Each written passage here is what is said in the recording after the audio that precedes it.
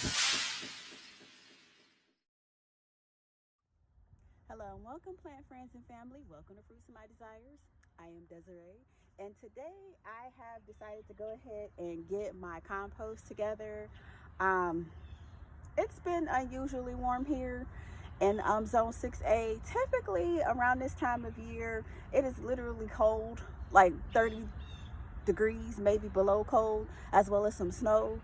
So, we've been getting temperatures in like up into the 70s, to be honest with you. Today it's around 50. So I figured, hey, I would go ahead and jumpstart my compost. So when I get to the periods in which I'll need to, create potty mix and include compost, I'll have it already made and I won't have to go to the big box stores and get it. This will be my third year creating my own compost. That blue bin back there is what I've already done. Okay, I'm going to be using this black trash can lying right there to go ahead and get all of this stuff right here started for composting. So before I do this, I just want to give you a brief update about, well, not an update, but educate you on what all of this is. So I'm going to take the camera off me and put it right here. So what I got here is a pile of leaves.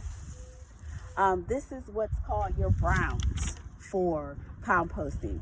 Browns provide the carbon in this process. You then have your soil. Your soil, this is basic garden soil. I literally, there's a couple of areas in my yard that I'm gonna have to like backfill with topsoil to add grass from standing water from heavy downpours and rain.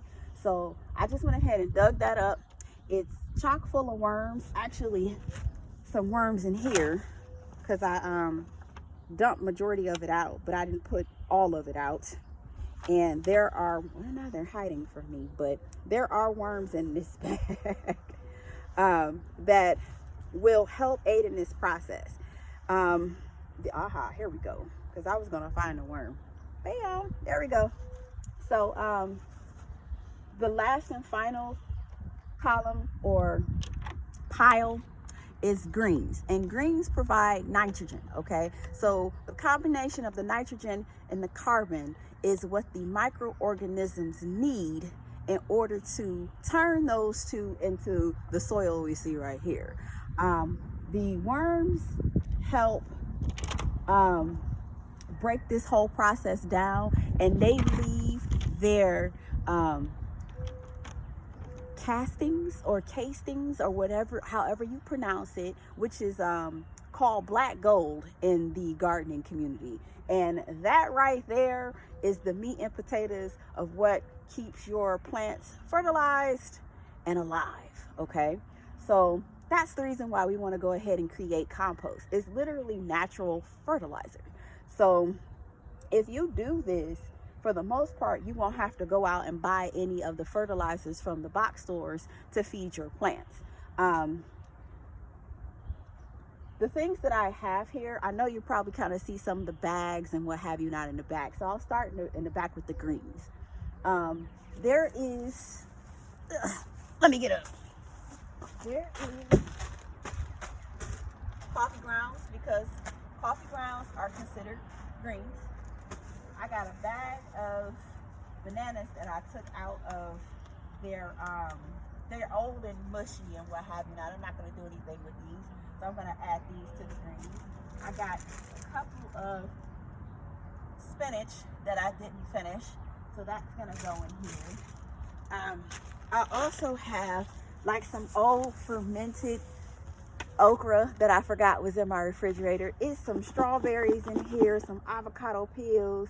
I eat leeks, so some of the wilted leaves from that is in here, and yeah, and the banana peels are in here. So greens are your kitchen scraps, your veggies and your fruits. Okay, you don't want to use things like mangoes, oranges, and stuff like that, because that creates unhealthy mold. And when it comes to vegetables, you don't want to use things like garlic, shallots, and onions, because those also create unhealthy mold. You can use their skin, but that's about it. Eggshells also is a good thing as well. So that's what I'll be using today. When it comes to the browns, what you can also use in your browns is this bag would be perfect. I don't know if any of you know this, but the inks that are on our bag materials are all soy based.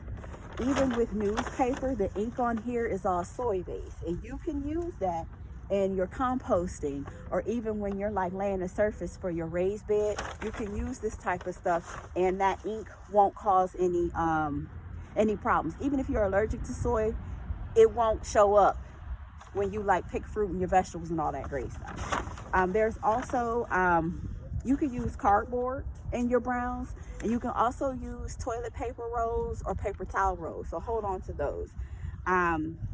Mail is all soy-based ink as well, so whatever you use in our whatever you get, your scrap mail and what have you not, you can use that in your browns pile as well. So before I run out of time on this, let me go ahead and get started with this process. So in order to do this, you're basically creating lasagna, but with all of your scraps and material. I'm gonna try to move this so you all can see. How about right here? All right, there we go. So you can see what I'm adding to this, okay? All right, so your first layer is gonna be just some sticks. Put them on the bottom. Break them up a little bit more. It's a thin layer of sticks. And then you want to put some brown material in here. And it's all going to be like little layers right now. You don't want to get too heavy-handed, okay? Then after that, you want to throw in some greens. And since I got some fermented stuff, I'm just going to go ahead and use that.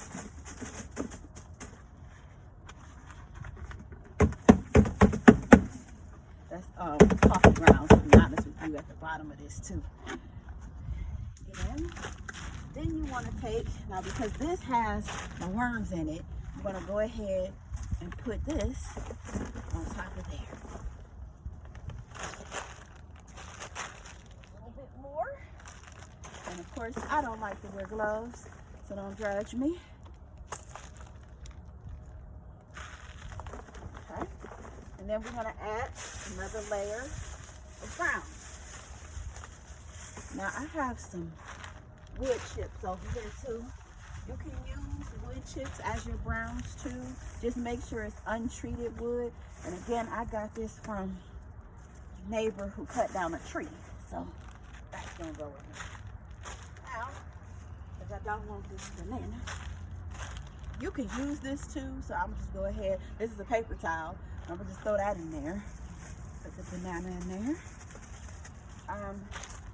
This little pile of goodness is chickweeds and dandelions that I pulled from my yard. You can use weeds, but just make sure they haven't gone to seed. Seed means that there's a flower, and in the flower is the seeds. We're not in that part of the season yet, so it's okay to use chickweeds and dandelions in your compost pile. All right, so then I'm going to add another layer of soil, garden soil. Don't use regular topsoil because it has no nutritional value. This does. So if you just have like a dead spot in your yard and you want to dig that up for garden soil, you can use that in your compost bin.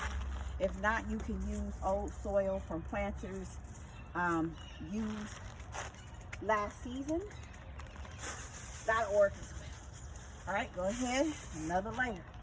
And we're just gonna keep doing this process until we get to the top.